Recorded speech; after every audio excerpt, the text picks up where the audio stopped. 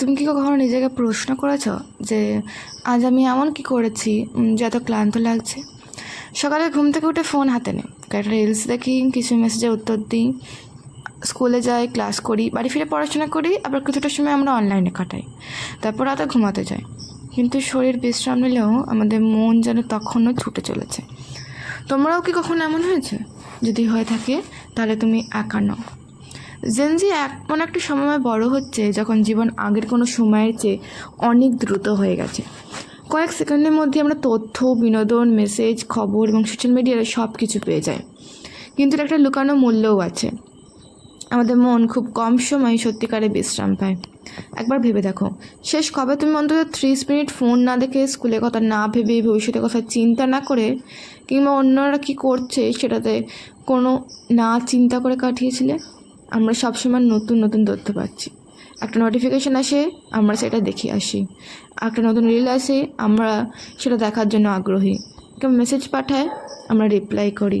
আবার আর একটা ভিডিও আসে, আর এই চক্র চলতেই থাকে। এমনকি পড়াশোনা করার সময়ও আমাদের মন খুব সহজেই বই থেকে ফোনের দিকে চলে যায়। আমরা ভাবে শুধু 2 মিনিট ফোনটা দেখব, কিন্তু সেই 2 মিনিট কখনো কখনো 20 মিনিট থেকে কখনো 2 ঘন্টা হয়ে যায়। তারপর আমরা সময় নষ্ট করার জন্য নিজের উপর রাগ করি, আর সেই অপরাধবোধ আমাদের আরও বেশি স্ট্রেস দেয়। ফলে আমাদের মন আরও ক্লান্ত হয়ে পড়ে। কিন্তু শুধু ফোনই এর কারণ নয়, আর একটি বড় কারণ হলো অন্যের সঙ্গে নিজেকে তুলনা করা। সোশ্যাল মিডিয়ার মাধ্যমে আমরা প্রতিদিন শত শত মানুষের জীবনে কিছু অংশ দেখতে পাই। কেউ ভালো মার্কস পেয়েছে, কেউ কম্পিটিশনে ফার্স্ট র্যাঙ্ক করেছে, আবার কেউ ঘুরতে যাচ্ছে, অথবা কেউ নতুন নতুন স্কিল শিখছে, আবার কেউ খুব অল্প বয়সেই অনেক কিছু অ্যাচিভ করেছে। আর তখন আমরা নিজের দিকে তাকিয়ে ভাবি, আমি কেন ওর মতো নই? আমি কি পিছিয়ে পড়ছি? আমি কি যথেষ্ট ভালো? কিন্তু আমরা একটা গুরুত্বপূর্ণ কথা ভুলে যাই। সোশ্যাল মিডিয়াতে আমরা মানুষের পুরো জীবন দেখি না, শুধু তার ভালো মুহূর্তের কয়েকটি ছবি দেখি। আমরা নিজের সাধারণ দিনগুলির সঙ্গে অন্য কারোর সেরা মুহূর্তের তুলনা করি, আর এই তুলনা ধীরে ধীরে আমাদের মনকে ক্লান্ত করে দেয়। এরপর আসে পড়াশোনার চাপ। একজন স্টুডেন্ট হিসেবে আমাদের এক্সাম, হোমওয়ার্ক, প্রজেক্ট, কম্পিটিশন এবং ভবিষ্যৎ পড়াশোনার জন্য নানা চিন্তা থাকে।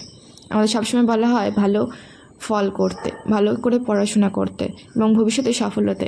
লক্ষ্য থাকা ভালো, পরিশ্রম করাও ভালো, কিন্তু যখন মনে হয় যে আমাদের সবসময় প্রোডাক্টিভ থাকতে হবে, সব সময় সফল হতে হবে এবং কখনোই ভুল করা যাবে না, তখন জীবন একটা শেষ না হওয়া দৌড়ের মতো মনে হতে পারে।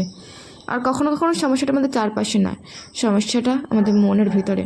আমরা ওভার থিঙ্ক করি। গতকাল কিছু একটা ভুল বলেছিলাম, সেটা নিয়ে ভাবি। আগামীকালে এক্সাম রয়েছে, সেটা নিয়ে চিন্তা করি। যে সমস্যা এখনও ঘটেইনি, সেটা নিয়েও আমরা চিন্তা করবি। অন্যরা আমাদের সম্পর্কে কী ভাবছে বা তারা আমাদেরকে নিয়ে কি বলতে পারে, আমরা সেটাও ভাবতে থাকি। আমাদের শরীর হয়তো চুপচাপ বসে আছে, কিন্তু আমাদের মন তখন হাজার জায়গায় ঘুরে বেড়াচ্ছে। আর আছে FOMO, fear of missing out, অর্থাৎ কিছু একটা থেকে বাদ পড়ে যাওয়ার ভয়। কখন কখন দেখা যায় যে বন্ধুরা তোমাকে ছাড়াই কোথাও কিছু করছে, অনলাইনে দেখা গেলেও সবাই আনন্দ করছে, দেখলে সবাই কিছু না কিছু অ্যাচিভ করছে, আর হঠাৎ মনে হয় আমি কি জীবনে কিছু মিস করছি। ফলে বিশ্রামের সময়ও আমাদের মন শান্ত হতে পারে না। কিন্তু একটা গুরুত্বপূর্ণ কথা মনে রাখা দরকার, মানসিকভাবে ক্লান্ত হওয়া মানে তুমি দুর্বল না। কখনো কখনো এর অর্থ শুধুই যে তোমার মন অনেক বেশি ইনফরমেশন, প্রেশার এবং এক্সপেকটেশনের সঙ্গে দীর্ঘদিন ধরে লড়াই করছে। তাহলে আমরা কি করতে পারি? হয়তো সোশ্যাল মিডিয়া পুরোপুরি ছেড়ে দেওয়া দরকার নেই, শুধু আমাদের শিখতে হবে কীভাবে সোশ্যাল মিডিয়া ব্যবহার করব, কিন্তু তাকে আমাদের নিয়ন্ত্রণ করতে কখনোই দেব না। অপ্রয়োজনীয় নোটিফিকেশানস আমরা বন্ধ করতে পারি, স্ক্রিন থেকে ছোটো ছোটো ব্রেক নিতে পারি, পড়ার সময় বারবার ফোন না দেখতে পারি, পরিবার বা বন্ধুদের সঙ্গে কথা বলতে পারি, বই পড়তে পারি, গান শুনতে পারি, কিছুক্ষণ বাইরে হাঁটাহাঁটিও করতে পারি, অথবা কিছুক্ষণ চুপচাপ বসে থাকতে পারি।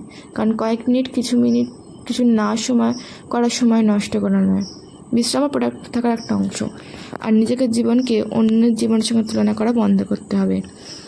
তোমার অন্য কারোর মতো একই বয়সে সব কিছু অ্যাচিভ করতে হবে না, তোমাকে পারফেক্ট হতে হবে না। তোমার মার্কস, তোমার অ্যাচিভমেন্টস দিয়ে তোমার মূল্য নির্ধারণ হয় না। তুমি এখনও শিখছ, তোমার নলেজটাই আসল, কিন্তু তুমি এখনও বড় হচ্ছ। তোমার ভুল করার অধিকার থাকলেও তোমার অন্যায় করার অধিকার নেই। তোমার খারাপ দিন আসতেই পারে, আর সবচেয়ে গুরুত্বপূর্ণ, তোমার বিশ্রাম নেওয়ারও অধিকার আছে। জেনজি এমন একটি পৃথিবীতে বড় হচ্ছে যেখানে সব কিছু খুব দ্রুত চলছে, কিন্তু আমাদের মনকে সেই একই গতিতেই ছুটতে হবে এমন নয়।